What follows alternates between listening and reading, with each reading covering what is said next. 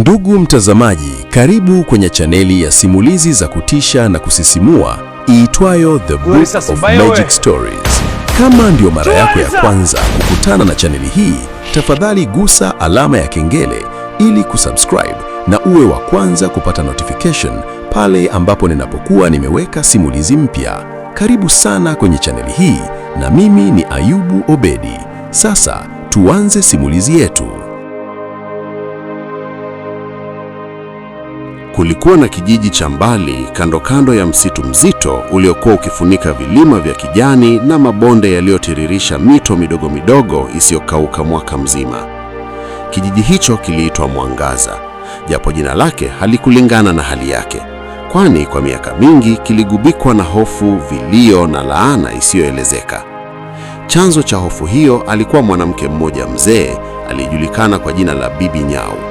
Bibi Nyau hakuwa mzee wa kawaida.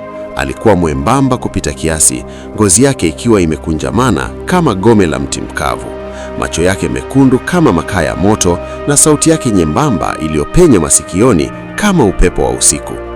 Aliishi peke yake pembezoni mwa kijiji, katika kibanda kilichojengwa kwa fito na kufunikwa kwa makuti meusi yaliyooza. Watu walidai kuwa hata mchana jua halikuangaza vizuri juu ya paa la kibanda chake. Tangu zamani ilisemekana kuwa Bibi Nyau alikuwa na nguvu za kichawi alizorithi kutoka kwa mababu zake. Lakini kadiri miaka ilivyopita, nguvu hizo zilianza kutumiwa vibaya. Ng'ombe walikufa ghafla, watoto waliugua maradhi yasiyotibika na mazao yalinyauka shambani bila sababu ya kueleweka. Kila jambo baya lililotokea kijijini, watu waliinua vidole vyao kwa siri wakisema, hii ni kazi ya Bibi Nyau. Lakini hakuna aliyethubutu kumkabili uso kwa uso. Sababu kubwa ilikuwa usafiri wake wa ajabu.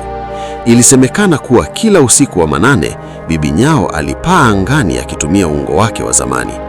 Ungo huo haukuwa wa kawaida, ulikuwa mweusi kama usiku, na pembezoni mwake kulining'inia vipande vya mifupa midogo na manyoya ya ndege wa usiku.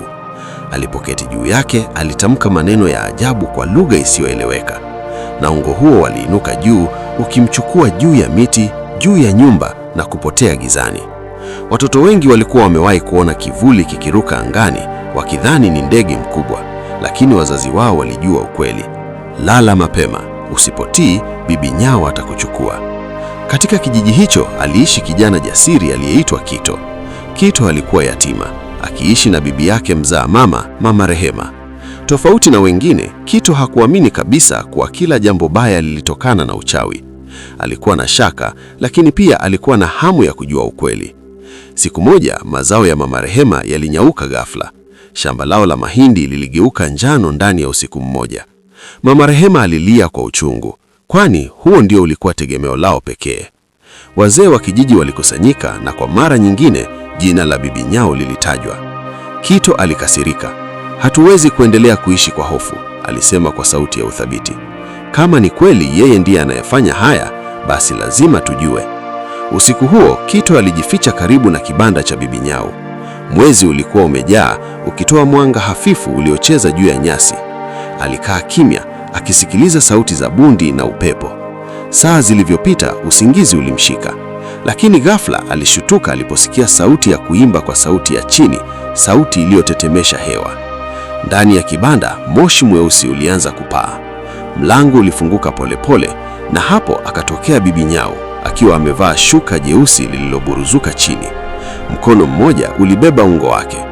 Alisimama katikati ya uwazi, akachora duara ardhini kwa fimbo yake na kuanza kutamka maneno ya ajabu kwa lugha isiyoeleweka, na ungo huo waliinuka juu, ukimchukua juu ya miti, juu ya nyumba na kupotea gizani. Watoto wengi walikuwa wamewahi kuona kivuli kikiruka angani, wakidhani ni ndege mkubwa, lakini wazazi wao walijua ukweli.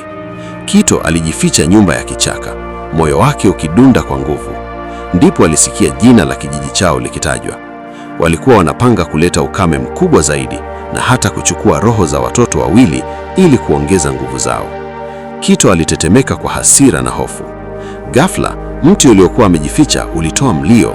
Bibi Nyau aligeuka kwa kasi, macho yake mekundu yakitazama moja kwa moja mahali alipo Kito. Alisema kwa sauti ya baridi, ninanusa damu ya kijana jasiri. Kabla Kito hajakimbia, upepo mkali ulimzunguka na alijikuta amesimama katikati ya duara lile la wachawi.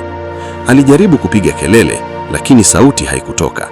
Bibi Nyau alimkaribia akimzunguka taratibu. Alisema, umeona yasiyopaswa kuonekana, sasa utalipa. Lakini Kito akimkusanya ujasiri wake wote alisema, hautaendelea kuwatesa watu wetu, nimeona kila kitu. Maneno hayo yalionekana kumkasirisha Bibi Nyau zaidi. Aliinua fimbo yake akijiandaa kumrushia laana, lakini kabla hajamaliza, radi kali ilipiga kutoka angani ikigonga katikati ya duara. Moto ulizima ghafla na upepo mkali uliwatawanya wachawi wale. Katika mkanganyiko huo, Kito alikimbia kwa nguvu zote kuelekea kijijini. Alikimbia bila kuangalia nyuma hadi alipofika nyumbani kwa Mama Rehema, akiwa amechoka na amejaa hofu. Asubuhi iliyofuata, aliwaeleza wazee wa kijiji kila alichokiona. Wengine hawakuamini, lakini wengine waliona ukweli katika macho yake. Hatimaye waliamua kumkabili Bibi Nyau kwa pamoja, badala ya kuendelea kuishi kwa hofu. Walipofika kwenye kibanda chake, walikuta kimeteketea kwa moto, kama vile radi ya usiku ilivyoangukia hapo. Hakukuwa na dalili ya Bibi Nyau wala ungo wake. Tangu siku hiyo, mazao yalianza kustawi tena, mifugo haikufa tena bila sababu, na watoto hawakuugua maradhi ya ajabu. Kijiji cha Mwangaza kilianza kurejea kwenye jina lake la kweli, Mwangaza na Matumaini. Lakini wazee walisema kwa tahadhari, uchawi hauishi kirahisi. Huenda Bibi Nyau bado yupo mahali akinogea usiku mwingine wa manane. Na kila mwezi unapofika usiku wa giza totoro, baadhi ya wanakijiji hudai kuona kivuli kikiruka mbali angani kama ungo linalopeperuka juu ya miti, likikumbusha kuwa historia ya Bibi Nyau huenda haijaisha kabisa.